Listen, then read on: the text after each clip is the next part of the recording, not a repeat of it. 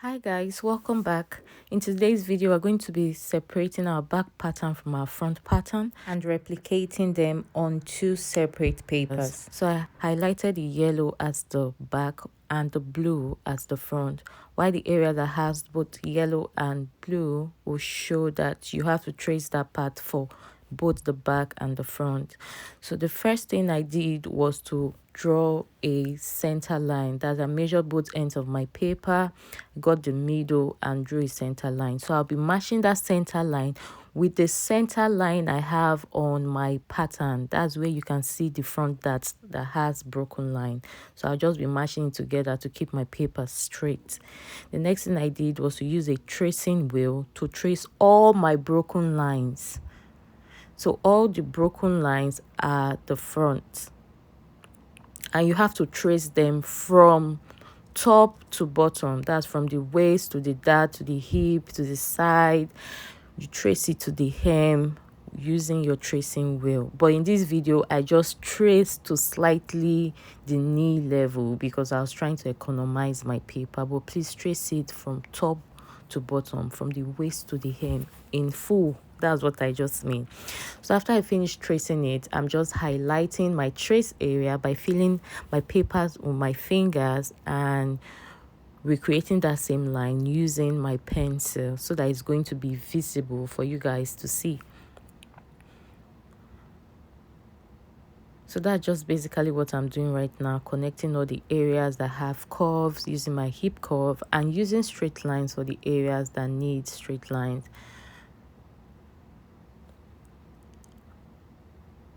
So I'm just writing front pattern. I'm just labeling my pattern basically. If you've not watched the video on how to label a pattern, please I would advise you to watch it. I've done that video previously. So after I finished with the front, I repeated the same process for the back. Now the back pattern is the one that has all the bold lines, not the broken lines this time. So the bold lines are what we will be tracing for the back pattern. So I'm just tracing using my tracing wheel.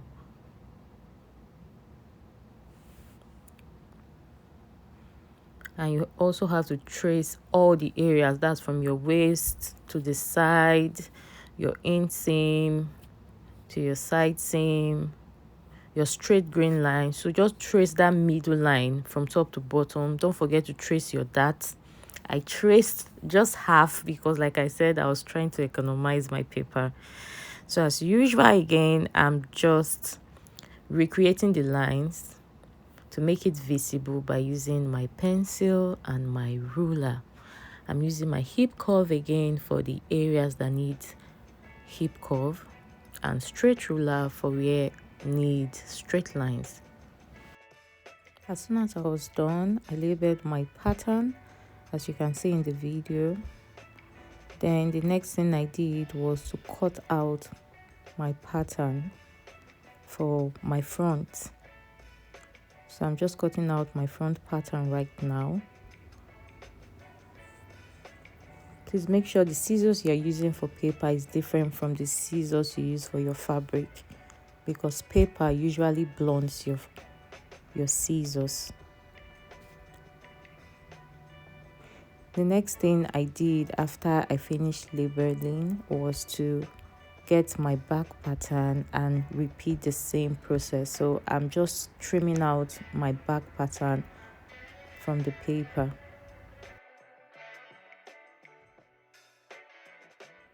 This is what my front and back pattern looks like when I trim them out.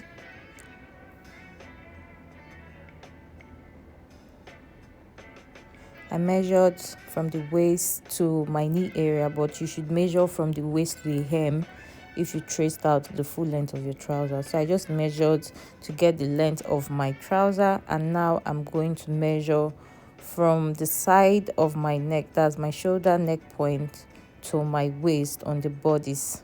So I'm measuring from my waist to my shoulder neck point to know the length of my bodice. Then I totaled the measurements I got from my bodice and from my trouser. Then I'm going to use the measurement to know the amount of paper I'll be using to merge my bodies and my trouser pattern. So now I've just rolled out a fresh sheet of paper and I'm measuring the exact length I got from my bodies and my kneecap.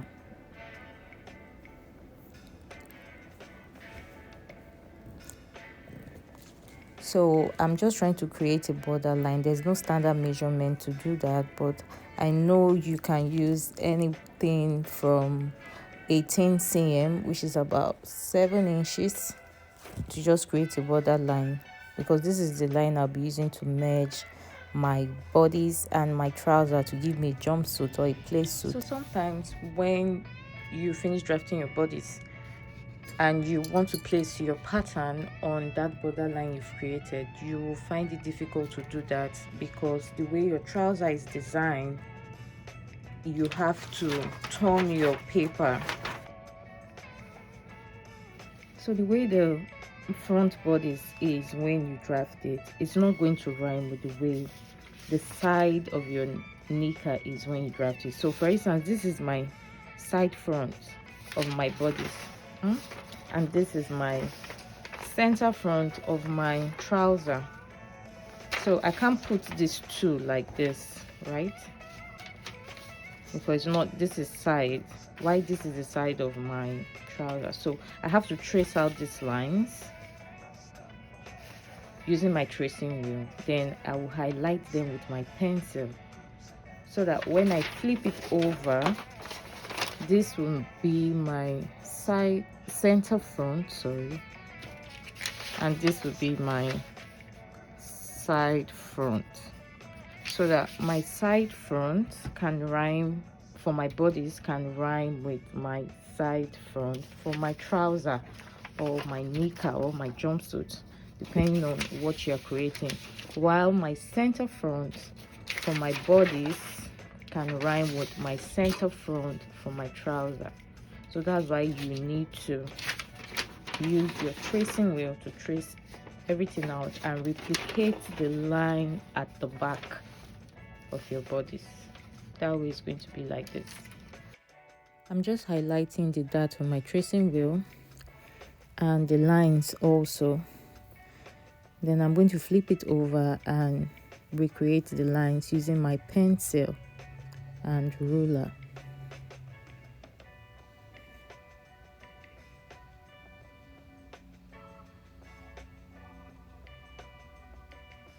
Now I'm going to be placing my bodice pattern on the border line that I created earlier on, and I'm going to trace around it. As soon as I was done tracing with my pencil, the next thing I did was to use my tracing wheel to highlight all the areas that have lines, including my dot. So I'm just highlighting all the areas that have lines so that it can be replicated on the paper. Now I'm just highlighting the paper with my pencil and my ruler to make them visible.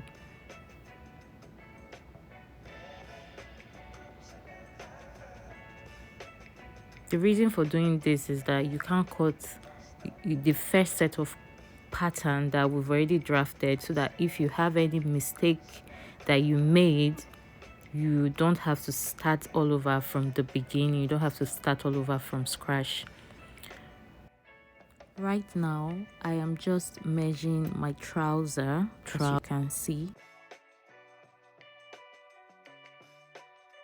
by measuring 1 cm away from the border line. So I'm putting my front trouser pattern just 1 cm from my border line, and I'm making sure that the side waist of my trouser meets the side waist of my bodies. It doesn't matter if your trouser at the center front pushes into your bodies, but what matters is that the side meets with the side waist of your bodies, and that point 0.6, which is around the hip line, it touches that borderline that we created. So point 0.6 should touch that bordered line that we created. Now I'm just tracing around the trouser or the knicker pattern, just tracing around it. Now I'm using my tracing wheel to highlight all the lines, including the hem and the straight green line, that's that middle line that we can see. The next thing I'll be doing is to use my ruler and my pencil to make the lines visible for you to see. Now I'm just connecting the lines with my pencil and my ruler. So the dart on the waist has to be recreated, but you can only recreate this dart by using the dart from the bodies. So our original dart for the front was 10 cm. Now I'm just going to be marking where 10 cm is, but I'm going to make sure that my waist dart should be at the same point with my body's dart. So my trouser waist dart should merge with my body's dart. So I'm just connecting from the 10 cm of the trouser to the waist of my bodies. Now I'm measuring from my center front waist to my side front waist. Then whatever I get, I'm going to subtract it from my actual body waist. But make sure that your actual body waist, you should have divided it by 4. So whatever you got when you divided your actual body waist by 4 is what you should subtract from this measurement that you got from your center front waist to your side waist. So whatever you get, just mark it on that line. Then the excess that remains, you divide it into 2 and share it to the left and to the right of your dart intake. So that will serve as your dart intake. So I'm just marking my dart intake right now. Then the next thing I will do is to connect my darts. So I'm just measuring my dart together by connecting it with a slanted line. If you still don't understand, just kindly read what is showing on your screen. You can take a screenshot of it. I'm just placing my trouser pattern on the replicated one, and if you look closely, you see that the center front waist pushed slightly upward into my bodies with about 1 cm. So I'm going to bring down my crotch area by 1 cm. Then I'm going to connect that area I brought down. Yes, that area I brought down. I'm going to blend it back into the crotch by using my curve ruler. Then I'm going to erase the old line, or just scrap it out like I'm doing right now. So I'm just trying to make my dart slightly curved. You can leave it straight, but I think it's preferable when it's slightly curved instead of pointed. So I'm erasing all my unwanted lines so that it doesn't confuse me. Then I'm blending the side waist because you don't really want pointed lines. Our bodies are not angular, our bodies are curved. So I'm just blending it, the waist, and I'm, as usual, labeling all my areas. After I was done with the front, I rolled out a fresh sheet of paper and I'm just creating a border line that I will use for the back.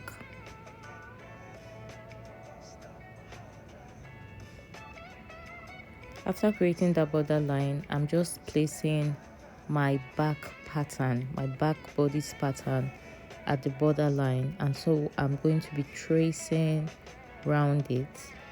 Then I will be highlighting the lines using my tracing wheel.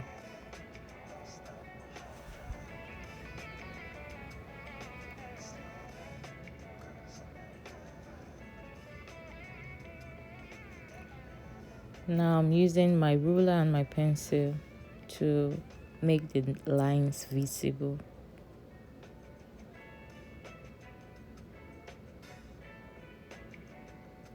To place the trouser pattern, remember while we were drafting, we measured 2 cm. So I'm just measuring that 2 cm away from the border line. I'll be placing my pattern from that 2 cm, but making sure at the same time that my point 19 touches my border line, and the sideways of my trouser touches the sideways of my bodice. The next thing I did was to trace around my trouser pattern. I'm just filling up the areas that was short of paper, and I'm holding it down together using sticky tape. Then I continue tracing the areas that I haven't traced. Please don't forget to highlight point 19 again. Now I'm using my tracing wheel to just replicate those lines on my paper. To get the waist measurement, it's just pretty similar to getting the waist measurement the way we did for the front. So you just be measuring from your center back to your side back, then you write the measurement down. Then your actual measurement you also got from your body when you measured yourself, you have to divide that measurement by 4. After that, you subtract the measurements you got from the result when you divided it by 4. That will be your waist measurement. So you mark it down.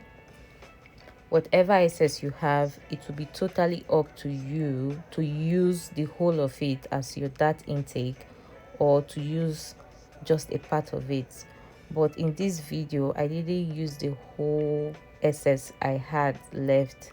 I decided to take out about 1.5 cm from the side because I didn't want my dart to be bulky around the waist. So I'm just going to mark about 1.5 cm at the side, then connect it to 12 inches downwards from the side of the waist by using my hip curve ruler. So the rest excess that I will have remaining, I'm going to use that as my dart intake. So I'm just going to measure my new dart intake with the leftover that I have. I'm just marking the excess to the left and to the right from the middle point of my dart. Then I'm going to be connecting it with the length of my dart ruler. Is 12 cm. And I'm just creating the dart by using the ruler to connect the lines. Then I'm scrapping out the sides that I took out that 1.5 cm. But like I said, if you want to use the whole of your dart intake, it's totally up to you. Now I'm just connecting all my lines that I've traced out from my tracing wheel.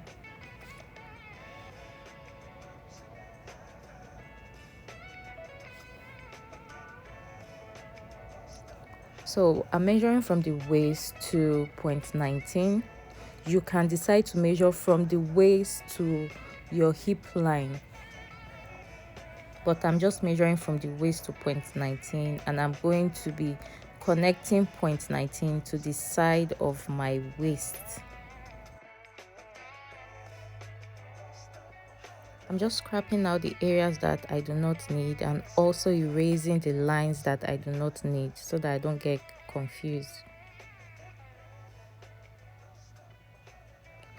Moving on to the shoulder, I'm going to measure from my shoulder neck point to get my shoulder length. My shoulder length is 13 and I have a dart on that shoulder, but I will want to eliminate it. Since my shoulder dart width is 1.5 cm, I'm just going to be marking 1.5 cm away from the tip of the shoulder and connecting it back to the midpoint of my armhole. So I just marked 1.5 cm at the tip of my shoulder, then connected a straight line to the midpoint of my armhole. This is what is known as shoulder dart elimination. So I'm just scrapping out the lines of the shoulder dart to let me know I do not need it.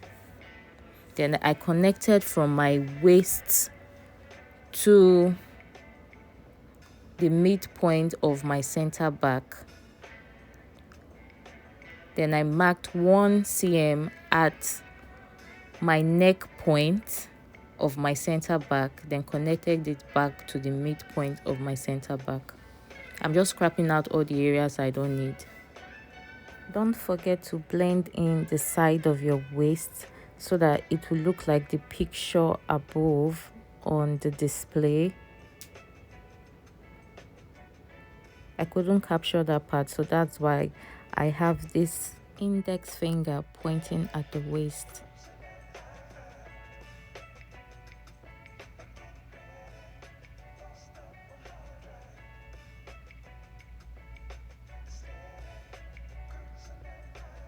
Now that we are done drafting our pattern, the next thing that we're going to be doing is to trim out all our excess paper, including the areas on the sides that we put stroke marks on, because we do not need those parts.